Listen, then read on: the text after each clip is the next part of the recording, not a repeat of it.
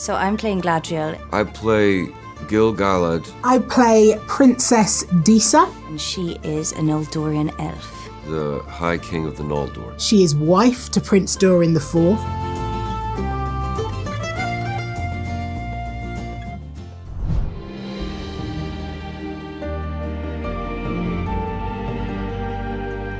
So I'm Megan Richards, and I play a character called Poppy Proudfellow.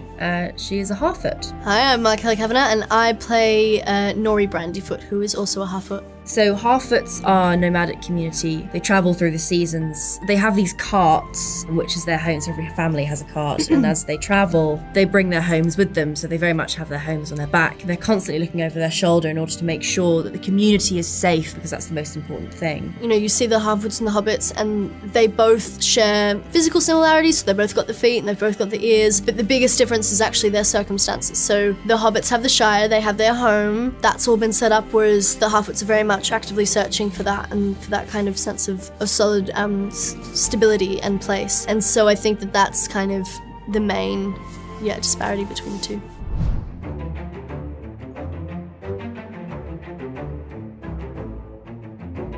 So I'm playing Galadriel, and she is an Eldorian elf. So Galadriel originates from Valinor. She's one of the oldest elves. She's older than the moon, and she's a pretty big deal. She's been part of like loads of the biggest historical moments in Middle-earth. And I'm playing Halbrand, and he is a human.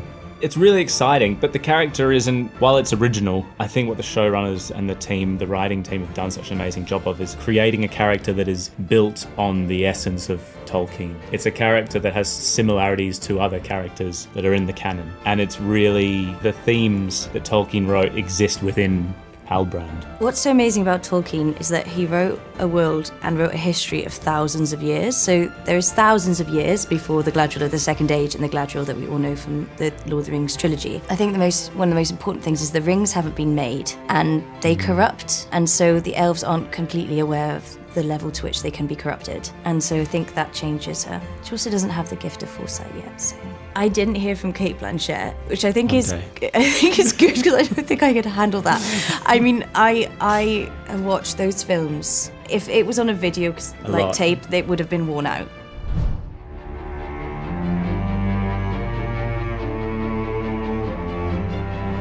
I play Gil-galad, the High King of the Noldor. He's an elf, obviously. He's the longest reigning High King of the Noldor. Well, I mean, what we know from the books is that this particular group of elves had the opportunity to go back to Valinor, live in tranquility and bliss in elvish Valhalla, and they chose not to. They chose to stay on this dirty, disgusting, dangerous, evil-infested rock where all the creatures want to kill each other, potentially sacrifice ourselves and our race to preserve it, because we believe in hope. And I think that's what motivates them.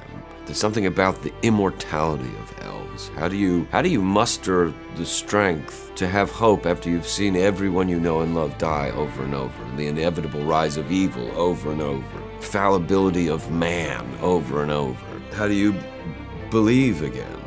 And they do. That strength and that passion motivates them.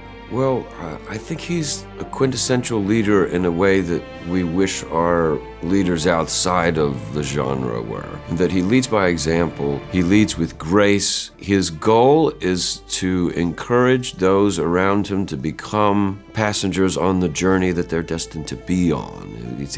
I think of him more like a parent. He's offering structure, he's offering advice, but also giving the freedom to become who you can be.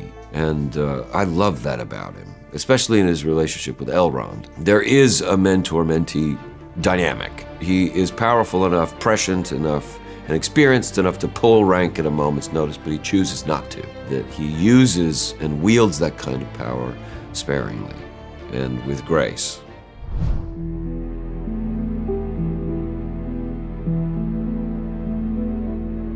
I'm Nazanin Boniadi, and I play Bronwyn, who is a human Southlander, and she is in a forbidden romance with gorgeous elf elf. Yes, dude. Arondir, played Troublemaker. by Ismael Cruz Córdova. Troublemaker, man. So my name is Ismael Cruz Córdova, and I play Arondir, a Sylvan elf who is a soldier tasked with watching over the people of the Southlands. They were on the wrong side of history when the elves were tasked of watching over them and keeping the law and making sure that this didn't happen again. He is a little bit of an outsider in terms of his sensibilities and questioning why we're there and who are these people. And in that deep curiosity, he starts falling for this one human who shares similar values and is also an outcast and is also, a dissenting voice. You have the elves that saw the light, the elves that didn't see the light. So the elves that did go to Valinor and the elves that continued that journey. But again, within the many cultures and differences of the elves, I can speak about specifically my people and where I come from. And of course, they have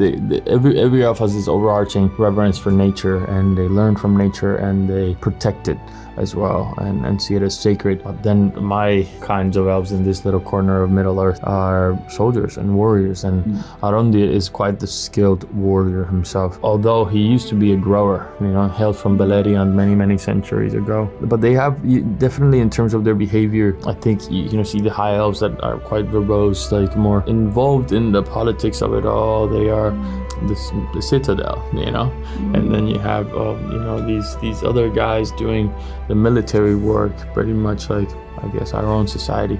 And I'm one of those other guys.